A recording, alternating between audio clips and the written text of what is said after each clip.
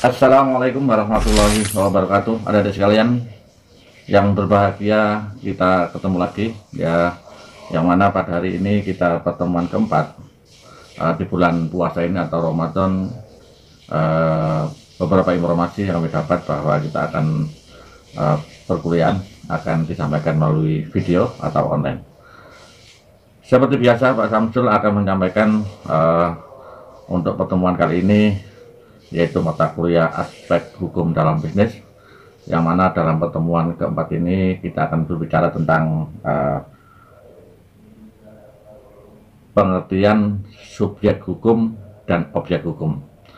Jadi kita harus memahami ya, bahwa di dalam aspek hukum bisnis itu berkaitan dengan bisnis ya dan kepemilikan. Kita harus memahami bahwa subjek hukum itu sesuatu yang bertindak ya, pendukung hak dan kewajiban. Dalam hal ini adalah manusia ya, atau manusia baik itu secara pribadi, kemudian atau badan hukum. Jadi dua-dua ini adalah merupakan subjek hukum. Jadi harus memahami bahwa kita sebagai manusia atau lembaga, bahwa kita adalah subjek hukum. Kemudian yang dimaksud dengan objek hukum adalah segala sesuatu yang dapat dihaki oleh subjek hukum. Artinya objek hukum ini adalah apa yang bisa dimiliki oleh sebagai subjek hukum, ya, termasuk kebendaan dan lain sebagainya. Oke, kita berlanjut kepada poin yang kedua, bahwa objek hukum itu bisa benda ya, bisa berupa benda, kemudian juga hak ya, benda dan hak.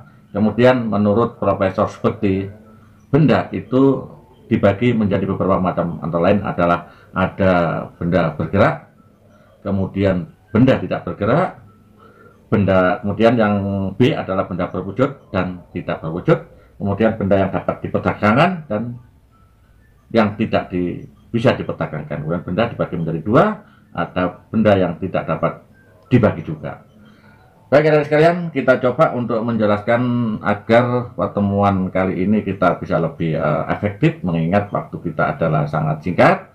Namun yang penting kita memahami apa yang dimaksud dengan subjek hukum, kemudian subjek hukum. Kalau objek tadi sudah saya sampaikan bahwa kita subjek itu adalah kita ya, pribadi atau person atau lembaga, kemudian objek adalah kebendaan yang kita miliki.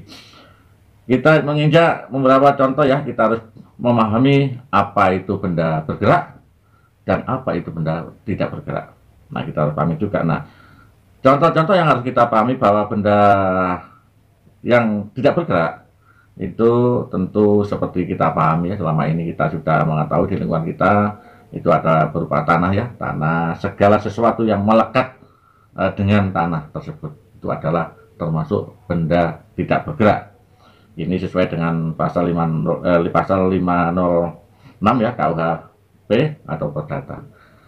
Jadi tanah itu termasuk benda tidak bergerak ya, itu yang kita sekarang di lingkungan kita ya. Kemudian karena pemakaiannya, jadi benda tidak bergerak itu juga bisa dengan bentuk-bentuk lain ya, karena pemakaiannya segala sesuatu yang secara permanen ya melekat dengan tanah atau hubungan tersebut untuk waktu jangka yang lama. Jadi di sini benda tidak bergerak itu bukan berarti hanya sebuah bangunan yang sebuah tanah aja. Jadi sebuah benda tidak bergerak apabila itu tergantung pemakaiannya. Kalau pemakaiannya lama, maka itu bisa dikatakan benda tidak bergerak, termasuk mesin ya dalam perusahaan ya. Kemudian ada lagi yang harus apa-apa yang ada di dalam di atas tanah ya, yang sesuai dengan pemakaiannya lama, itu juga dikatakan barang tidak bergerak. Kemudian ada lagi yang ditentukan dengan undang-undang ya, ada undang-undang di mana segala hak atau penagihan mengenai suatu benda yang tidak bergerak.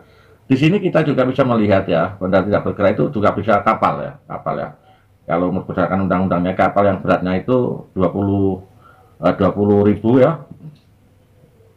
Kemudian di atas masuk kategori benda tidak bergerak, jadi berat kotornya apa? Kalau itu adalah 20 meter kubik ya, atau ini yang berdasarkan pasal 314 Kitab Undang-Undang Hukum Dagang. Nah, ini adalah suatu contoh benda bergerak ya, kemudian benda yang tidak bergerak. Kemudian benda yang bisa bergerak adalah yang mana seperti biasa kita harus memahami, diantaranya adalah hak intelektual ya. Itu kita golongkan nanti diantaranya barang berwujud dan tidak berwujud. Kemudian barang itu juga benar juga ada berwujud dan tidak berwujud. Nah, yang dapat dilihat dan diraba ya, ini kalau kita berbicara tentang benda yang berwujud, maka benda itu bisa diraba dan bisa dilihat. Kemudian kalau benda tidak berwujud adalah benda di mana benda itu tidak bisa diraba, kemudian hasil pemikiran seorang seperti hak pengarang atau hak intelektual ya, seperti yang diatur hak cipta, itu juga termasuk tidak bisa berwujud, tetapi bisa diperjualbelikan.